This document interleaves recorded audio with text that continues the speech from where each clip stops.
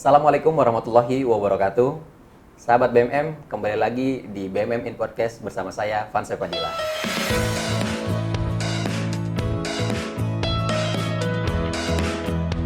Sebelum kita mulai, jangan lupa like and subscribe channel YouTube kami di Baitul Mal Muamalat. Saat ini, saya sudah bersama salah satu praktisi yang sudah berpengalaman di sektor keuangan, yaitu Pak Wang Wardana, selaku Head of Retail Liabilities, Wealth Management, and Digital Banking Bank Muamalat Indonesia.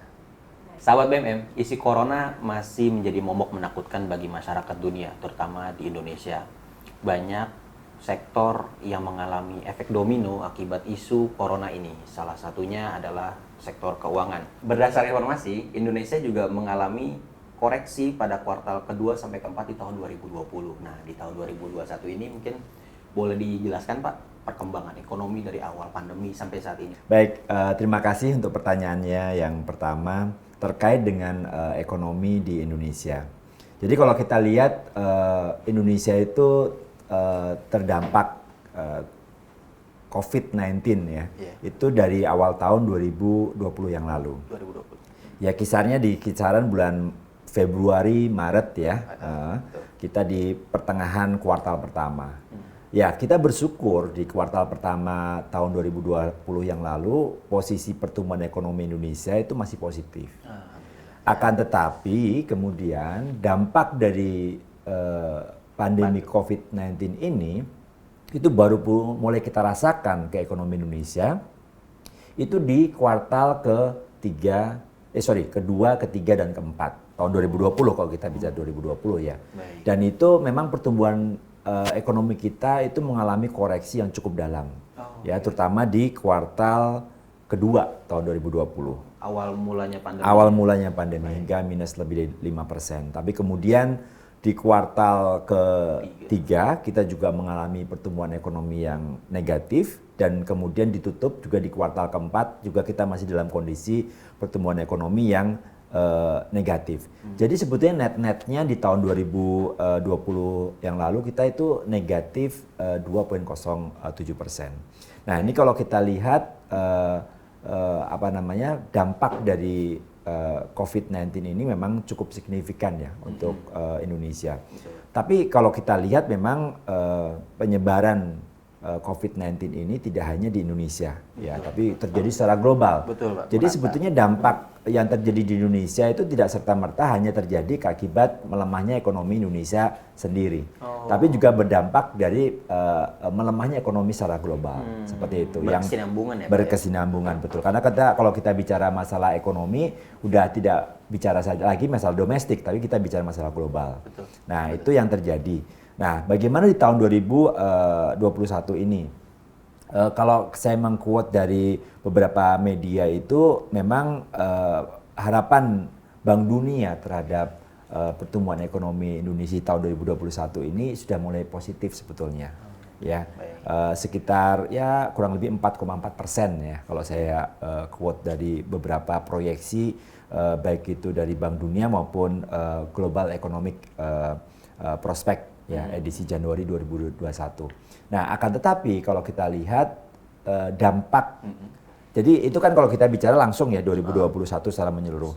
Tapi kalau kita bicara kuartal pertama 2021, kita masih ada potensi pertumbuhan ekonomi yang mungkin negatif. Ya, masih negatif. Ya mungkin kita akan rasakan mulai positifnya nanti mungkin di kuartal kedua, ketiga, dan kemudian keempat. Di mana beberapa memprediksi masih ada potensi, ini bisa potensi ya, bisa juga bisa dibantu juga ekonomi ini kita mulai membaik ini justru di momen Ramadan ini. Karena kan banyak orang mulai consumer spendingnya juga meningkat ya. Jadi harapannya ini juga bisa memperbaiki dari sisi ekonomi kita. Nah, kita sih berharap sih mudah-mudahan insya Allah di tahun 2021 ini kondisi ekonomi Indonesia itu membaik dibandingkan di tahun 2020 yang lalu ya. Tapi ya kita juga berharap dengan sudah mulai ditemukannya vaksin ya yang mulai disebarkan di seluruh masyarakat di Indonesia. Ya mudah-mudahan isu-isu masalah pandemik COVID-19 ini bisa segera terselesaikan. Amin. Nah, kalau misalnya itu terselesaikan, insya Allah sih seharusnya ekonomi Indonesia dan ekonomi global ini mudah-mudahan insya Allah bisa mulai terus membaik. Nah, walaupun PR terbesarnya itu kita mulainya tuh nggak dari nol ya Pak, dari minus ya berarti. Iya, dari minus. Dari betul. minus ya, Iya. kita nanjaknya gitu. Iya. Baik. Kalau kita ngomongin perkembangan ekonomi, kita juga akan menyinggung perkembangan ekonomi syariah. Iya. Di beberapa media bahkan dipaparkan ekonomi syariah ini salah satu yang kebal akibat pandemi corona. Nah, itu boleh dijelaskan Pak, bener nggak sih? Ya, seperti itu. Oke, jadi kalau di tahun 2020 yang lalu itu memang inilah uniknya ya. Baik. Jadi ekonomi syariah di Indonesia itu dalam kondisi melambatnya perekonomian domestik ya, dan juga melambatnya ekonomi global. Alhamdulillah kalau kita lihat aset perbankan syariah di Indonesia itu justru mengalami pertumbuhan yang positif di tahun 2020 kemarin ya, berkembang ya, sekitar 1,76% ya, Alhamdulillah. dan juga kalau kita lihat ini in kontras ya dengan kondisi di konvensional seperti itu. Jadi kalau kita lihat sebetulnya ekonomi syariah ya dengan menggunakan konsep syariah ini sebetulnya banyak memberikan kontribusi justru pada saat-saat kita sulit nih saat ini ya. Baik. Bahkan kalau kita lihat dari sisi pembiayaan sendiri ini juga mengalami menoreh catatan positif di tahun 2020 yang lalu ya. Padahal kalau kita lihat ya otomatis banyaklah kejadian-kejadian di tahun 2020 yang lalu yang dampaknya tidak hanya pelemahan ekonomi, tapi di sisi lain alhamdulillah kita dari sisi ekonomi syariah masih memberikan kontribusi yang positif bagi perekonomian di Indonesia. Ya, Alhamdulillah gitu. Seenggaknya masih ada tren positif yang kita harus syukuri gitu dari sisi ekonomi syariah. Nah, ini boleh kita bahas terkait ini Pak, untuk khususnya di Bank Muamalat. Nah, pandemi ini kan dirasakan oleh seluruh manusia gitu di Indonesia, perbankan dan segala macamnya. Nah, Bank Muamalat sendiri apa inovasi yang diterapkan saat pandemi muncul gitu dari tahun 2020 hingga sekarang? Jadi kalau kita lihat ya Mas ya, kita flashback sedikit ya ke tahun 2020 yang lalu, di mana memang situasi banyak sekali terjadi perubahan. Ya, perubahan. Di mana pada saat tahun-tahun sebelumnya itu masih banyak transaksi atau perbankan ya doing apa namanya kebutuhan-kebutuhan perbankan itu dilakukan dengan cara offline. Ya. Jadi interaksi langsung, nasabah datang ke cabang gitu kan ya. Lalu tim sales kita juga mendatangi nasabah gitu kan. Nah, tiba-tiba di-cut. Ya, tadi Mas Adi sudah menyebutkan kita harus jaga jarak gitu kan ya. Nah, itu diumumkan juga oleh pemerintah bahwa kita harus jaga jarak, kita juga mengurangi bepergian dan sebagainya untuk mengurangi penyebaran pandemi COVID-19 ini. Nah, otomatis kita dari tahun lalu, saya kira tidak hanya di Bank Muamalat, hampir di semua institusi finansial itu harus merubah strategi mereka, gaya dari pola. Ya, pola dari cara-cara langkah mereka untuk melakukan transaksi dan bagaimana mereka bertemu dengan nasabah yang tadinya harus offline, sekarang harus menggunakan cara online. Nah, tim kita juga di Bank Muamalat juga otomatis harus mengikuti protokol COVID-19 yang diterapkan oleh pemerintah maupun di bank kami juga, karena di tim kami di bank kami itu juga ada gugus COVID-19 juga yang terus mengeluarkan kebijakan-kebijakan, aturan-aturan protokol kesehatan harus diikutin. Ya, baik kita di internal bank maupun pada saat kita bertemu dengan pihak lain, terutama dengan nasabah. Kita mengurangi pertemuan secara langsung, tatap muka secara langsung dengan nasabah-nasabah kita. Kalaupun kita harus berdiskusi, harus melakukan konfirmasi, itu pun kita lakukan dengan cara video call atau dengan cara conference call atau melalui telepon. Seperti itu. Nah, otomatis mau nggak mau itu memaksa kita untuk mempercepat strategi kita khususnya dalam hal digitalisasi. Oke, ya. Baik. Ya, sebetulnya konsep digitalisasi di Bank Muamalat ini sudah sudah ada sejak sebelumnya, sebelum pandemik itu. Memang arahan kita akan ke sana, Baik. ya, karena melihat menjawab tantangan baik itu global maupun domestik bahwa kebutuhan perbankan nanti ke depannya itu akan lebih banyak menitik beratkan kepada digitalisasi. Nah, sebetulnya kita udah mengarah ke sana. Oh. Tapi qadarullah dengan adanya COVID-19 ini, hal tersebut harus kita realisasikan secepatnya. Ya, secepatnya tanpa harus tadinya mungkin statusnya mungkin beberapa waktu ke depan ini kita press untuk kita bisa percepat ya konsepnya, akselerasi betul. Baik, kecepatan. Nah, di tahun 2021 kita salah satu strategi kita adalah salah satu pilar kita adalah untuk pengembangan perbankan digital. Oh, Ya. Jadi ya perbankan digital dan kita mulai mengakselerasi percepatan untuk merealisasikan perbankan digital tersebut untuk satu membantu memudahkan nasabah-nasabah kita untuk mereka melakukan transaksi, mengakses kebutuhan mereka terhadap kebutuhan perbankan dan juga mengakses keuangan mereka yang ada di bank muamalat. Nah, di sisi lain itu terus terang dari bank sendiri sebetulnya dengan ada digitalisasi ini sebetulnya banyak memudahkan juga buat kita. Karena semua transaksi itu dilakukan dengan cara konsep elektronik dan digital sehingga potensi-potensi kesalahan, human error itu bisa diminimalisasi. Bisa diminimalisasi dengan adanya digitalisasi tersebut. Nah, kita sih lebih banyak mengedepankan terkait dengan akses melalui mobile banking dan juga internet banking kita, ya. Karena dengan mobile banking, internet banking itu bisa memudahkan nasabah untuk mengakses perbankan mereka dimanapun saja mereka berada, 24/7, 24 jam sehari, 7 hari seminggu, ya.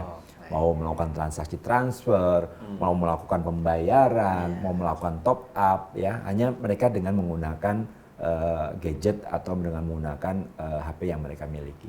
Bapak, merespon problem, tapi dengan juga merawat tradisi yang sudah berjalan gitu. Bahkan tadi ada akselerasi gitu. Tadi sempat dibahas terkait dari tahun 2020 sampai 2021 itu menorehkan angka yang menurun gitu Pak ya, dan mendapatkan koreksi. Namun ada catatan unik bahwa ekonomi syariah itu berkembang. Nah, gitu. Seberapa besar sih dampak ekonomi syariah dalam membangkitkan perekonomian masyarakat, Pak? Boleh tahu.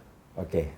Jadi kalau kita lihat ya, memang kalau kita lihat pertama kan tadi saya sampaikan bahwa perbankan syariah menorehkan pertumbuhan positif di situasi pandemi ya di tahun 2020 yang lalu. Itu hal yang positif. Tapi di sisi lain perlu kita perhatikan bahwa memang penetrasi dari perbankan syariah di Indonesia ini memang masih sangat kecil. Ya masih sangat kecil. Ya kita masih bergerak di kisaran angka 6%-an ya penetrasinya ya. 6%-an. Jadi kalau kita lihat walaupun kita positif ya karena penetrasinya juga masih kecil, mungkin sumbangsinya bukan angka yang double digit gitu ya, masih yang single digit, masih angka yang cukup kecil gitu kan ya. Tapi satu sisi paling tidak kita tidak termasuk yang negatif gitu kan ya, tapi kita udah memberikan kontribusi yang positif. Walaupun masih dalam persentase yang kecil seperti itu. Nah, yang masih menjadi PR seharusnya buat kita di institusi syariah ini adalah bagaimana kita meningkatkan penetrasi. Ya penetrasi karena kita kan mayoritas Muslim ya, seharusnya potensinya untuk ekonomi syariah itu sangat besar seharusnya. Betul, ya. Sangat kalau besar. kita berkaca di negara-negara tetangga kita gitu kan ya, yang mungkin secara persentasenya umat Islamnya lebih sedikit, mereka penetrasinya justru lebih besar dibandingkan kita ya. Bahkan kayak contohnya di Malaysia mereka udah lebih dari 40% ya, mereka sudah mungkin sekarang udah 45% kali ya, itu udah penetrasi dari perbankan syariahnya. Nah seharusnya ini udah terbukti bahwa ekonomi syariah itu cukup kebal ya dalam kondisi hal yang sulit ya, yang sulit seharusnya buat kita untuk bisa tumbuh gitu kan. Tapi alhamdulillah tahun 2020 itu kemarin kita masih bisa tumbuh gitu kan ya. Alhamdulillah. Tapi di sisi lain ya PR-nya adalah bagaimana kita meningkatkan penetrasi tersebut. Jadi memang ya mungkin masyarakat butuh pembuktian gitu ya.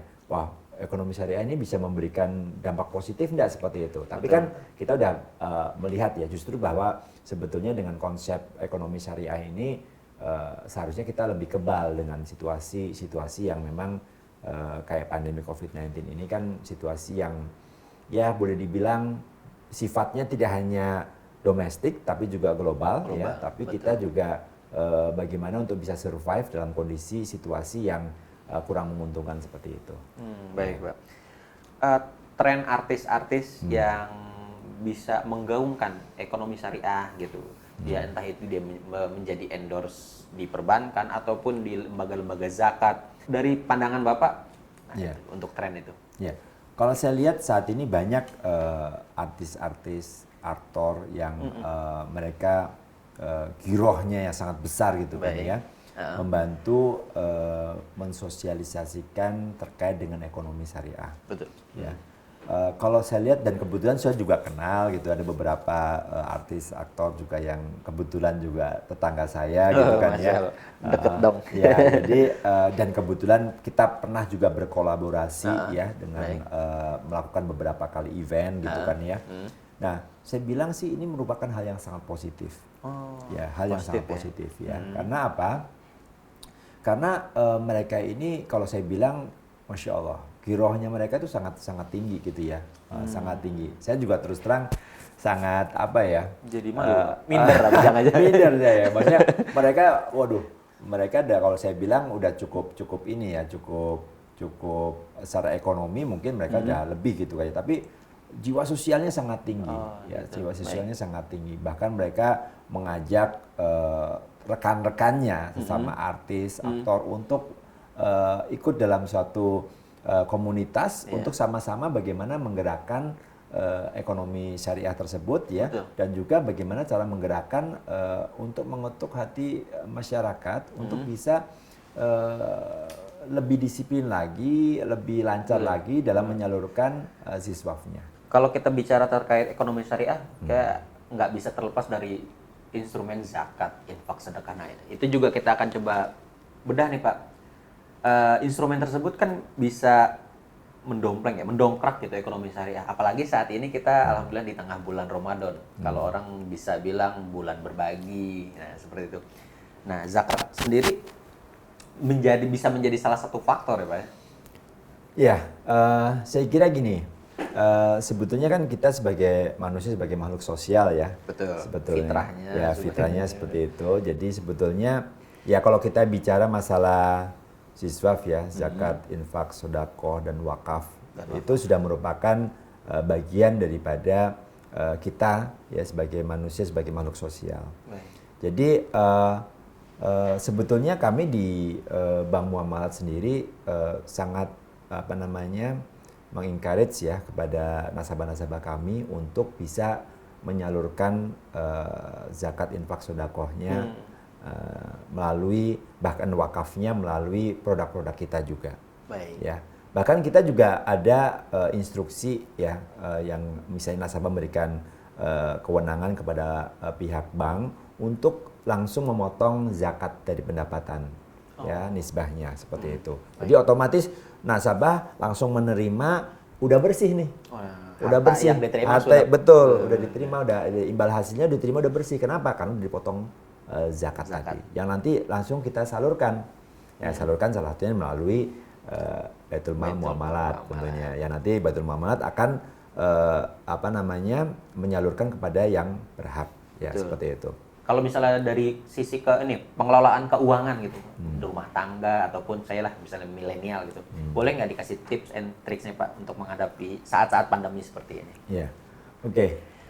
Saya kira gini, kalau saya tips terkait dengan keuangan sebetulnya berlaku di segala waktu ya, segala waktu dan medan sebetulnya. Nggak harus nunggu pandemi. Ya perlu harus menunggu pandemi gitu kan. Jangan ya mungkin ada sesuatu yang spesial memang di momen-momen seperti saat ini. Baik.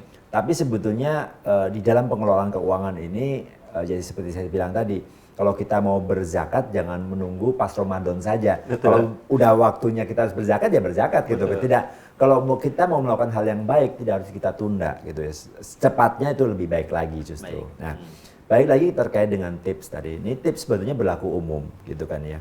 Dan ini juga pengalaman saya pribadi. Ya, pengalaman saya pribadi. Karena kan saya juga bekerja sudah sekian tahun gitu kan ya, mulai dari merangkak dari bawah gitu kan ya,